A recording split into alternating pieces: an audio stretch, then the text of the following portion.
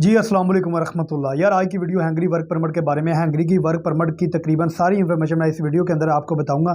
Hungary work permit done वेस Hungary का work permit का काम हो रहा है। हैंगरी का वर्क परमिट का काम बिल्कुल हो रहा है, 100% हो रहा है। 2022 से स्टार्ट है हैंगरी का वर्क परमिट और 2023 से भी हैंगरी के वर्क परमिट आ रहे हैं। और हैंगरी के वर्क परमिट पे टाइम कितना लगता है, वीज़ा या रेशू क्या है। हैंगरी का वीज़ा रेशू भी ज़बरदस्त है। हैंगरी का वीज़ा रेशू वर्क परमिट आने के बाद जो वीज़ा रिजेक्ट ना होने के बराबर है। वीज़ा रिफ्यूज़ नहीं होता। एम्बेसी में सवालात भी इतने ज़्यादा नहीं होते। पासपोर्ट रिटर्न भी जल्दी करते हैं। कुछ दिन पहले की बात है, एक बंदे का विज़िट वीज़े का था, उनका भी जो है स्टेटमेंट भी उनकी 11 लाख थी, तो उनका वीज़ा भी लगा।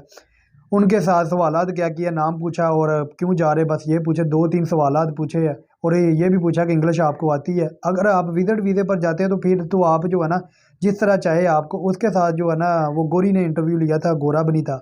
तो बात ये है कि अगर वर्क परमिट आता है, वर्क डन बेस की मैं बात करूं, तो डन बेस के नाम पर जो है ना मेरे साथ, क्योंकि काफ़ी बंदों ने राब्ते किए, मैं ये आपके साथ जो है ना, क्योंकि ये आप लोगों के लिए बहुत ज़रूरी है कि आप अगर किसी की बंदे के साथ जो है डील करते हैं डन बेस पर, तो उसके साथ ये डील किया करें कि जब तक मेरा वीज़ा नहीं लगा उस वक्त तक मैंने पैसा कोई नहीं देना आपको।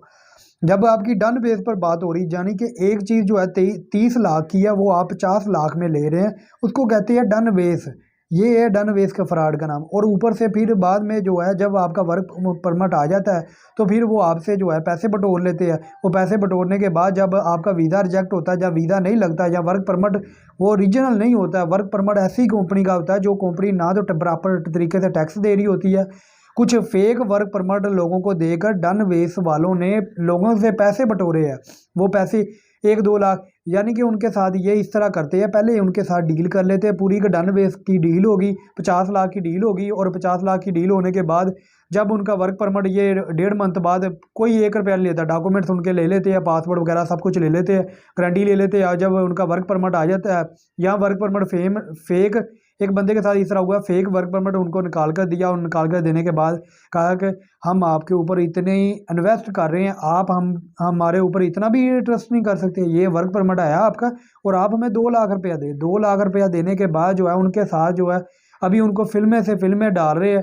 तो बाद में उन्होंने वेरीफाई करवाया, वो वर्क परमिट भी ओरिजिनल नहीं था, वर्क परमिट भी फेक था। तो इसलिए जो है, आपकी अगर डील हो जाती है डन बेस पर, तो आप उस डन बेस पर कायम रहा गए। तो इसलिए हम तो डन बेस वाला काम ही नहीं करते। मैं इसलिए कहता हूँ, डन बेस का जो डन बेस नाम ही जो है ना फ्रॉड का है। ये आपको मसलन ऐसे चक्कर लगा कर ना आपके साथ पैसे निकाल लेते हैं, वो आप छोड़ दें, आपके हम पैसा नहीं देंगे। और मैं उन भाइयों के लिए भी है जो, ये भी आप बात याद रखें कि हैंगरी का जो वर्क परमिट है, ये 4 मंथ के अंदर अंदर सारा काम हो जाता है। इसका प्रोसीजर इतना ज़्यादा टाइम नहीं लगता।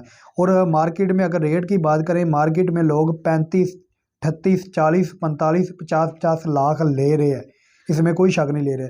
तो इसलिए मैं आपको रिकमेंड यही करूँगा, अगर आपने हमसे ये हैंगरी का वर्क परमिट करवाना है, तो हैंगरी का वर्क परमिट हो जाएगा, कोई मसला नहीं। पैसे ज़्यादा है, मैं आपको पहले बता रहा हूँ। और इसमें डिमांड कौन कौन सी है, इसमें कारपेंटर है, शटरिंग है, स्टील फिक्सर भी है, और ये क्लीनर भी है, पैकिंग का भी है, ये सारे काम है। और सैलरी इसकी भी जो है 600 से लेकर 800, 850 यूरो तक सैलरी लगती है। जो बताते जी 5 लाख 6 लाख, ऐसा कोई चक्कर नहीं है, सब फिल्में हैं। और इतनी सैलरी है नहीं है।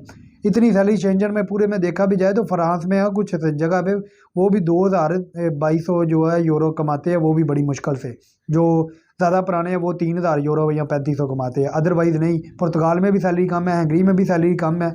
और एक और बात, कि अगर आप 35-40 लाख दे रहे हैं, वही 35-40 लाख अपने आप पास रखें, अपने पास रखकर अपनी स्टेटमेंट को मैनेज कर कर आप कोई भी एजेंसी वाला, कोई भी एजेंट को किसी को हायर कर लेते, तो आप हैंगरी का वीज़ा अप्लाई करते। मैं नहीं कहता आपका वीज़ा रिजेक्ट हो जाएगा, आपका वीज़ा रिजेक्ट ना होने के बराबर होगा। अब अगर आपके पास इतने पैसे हैं, तो आप क्यों वर्क परमिट पर वेस्ट कर रहे हैं। अगर आप हैंगरी विजिट वीज़े पर भी चले जाते हैं, तो आप ये हैंगरी से कि आपके 27 कंट्री के अंदर बगैर वीज़े के जा सकते हैं। तो 27 कंट्री में आप इटली में चले जाना, आप इटली में जाकर साइलम ले लेना, पुर्तगाल में जाकर आप कागज़ ले लेना, इटली में भी कागज़ मिल जाते हैं, स्पेन में कागज़ अप्लाई हो जाते हैं। तो इसलिए जो इस चीज़ का फ़ायदा उठाएं। अगर आपके पास इतने पैसे हैं तो मैं ये बिल्कुल नहीं आपको कहता कि आप वर्क परमिट पर वेस्ट करें, आप उसको विजिट वीज़े के लिए इस्तेमाल करें। वही स्टेटमेंट आप अपनी बनाए, स्टेटमेंट बनाने के बाद आप अभी से अपना, मैं पहले भी अपने व्यूवर को कह रहा था कि आप अपना NTN बनाएं, ज़रूर बनाएं। NTN का बहुत फ़ायदा, जितना ज़्यादा पुराना आपका NTN होगा उतने ही वीज़ा लगने के ज़्यादा चांस होंगे। और दुनिया में किसी भी कंट्री का वीज़ा जो है ना, आप ये बात करें 19 20 लाख की स्टेटमेंट पर लोगों के कनाडा के वीज़े लग रहे हैं, तो आपके भी लगेंगे। ये कोई नहीं है कि एम्बेसी में ये जो डन बेस पर आप विजिट वीज़े के लोगों ने फ्रांस के विजिट वीज़े के जो 40 लाख 45 लाख विजिट वीज़े के दिए हैं। तो आप लोग इतना दिमाग रखने के बावजूद, अब सोशल मीडिया का दौर है, फिर भी आप जो अपने पैसे वेस्ट कर रहे हैं, वही पैसे अपने अकाउंट में रखें और 2 से 3 लाख 4 लाख के अंदर जो है आप फ्रांस या किसी भी कंट्री में आप पहुंच सकते हैं और पैसे भी वो आपके सेफ रहेंगे। तो इसलिए आप इस तरह का काम करें हंगरी का। और फिर भी अगर कोई हंगरी का वर्क परमिट लेना चाहता है तो वो हमारे साथ रब्ता कर सकता है, हम हंगरी का वर्क परमिट उसका निकाल देंगे। तो मैंने आपको सारा कुछ बता दिया, बाकी आप देख ले जैसा आपको बेहतर लगता है। तो ये थी आपकी, और इसके अंदर वीडियो तो यार बहुत लंबी हो सकती है क्योंकि बातें बहुत है जो आपको बताने के लिए कि लोग किस तरह कर स्कैम कर रहे हैं। ठीक है, मेरी कोशिश है कि मैं अपने व्यूवर को ना हर स्कैम से बचाऊं, हर फ्रॉड से बचाऊं, ताकि ये ना किसी के चक्करों में मत आए। और कुछ कस्टमर भी इस काबिल है कि उनको उनके साथ होना ही चाहिए, क्योंकि कस्टमर जितने भी है, जो भी है, ठीक है, ज़्यादातर जो है ना ये अपनी स्टार्टिंग जो है झूठ से करते हैं। तो स्टार्टिंग जो बंदा झूठ से करता है ना वो कामयाब नहीं होता, उसके साथ कहीं ना कहीं उसकी ना ठुकनी होती है। वो किसी से भी ठुके, वो कोई डिपेंड नहीं करता, लेकिन ठुकेगी ज़रूर, क्योंकि जो बंदा सही बात करता है, सही तरीका इस्तेमाल करता है, उसके साथ कुछ भी गलत नहीं होता।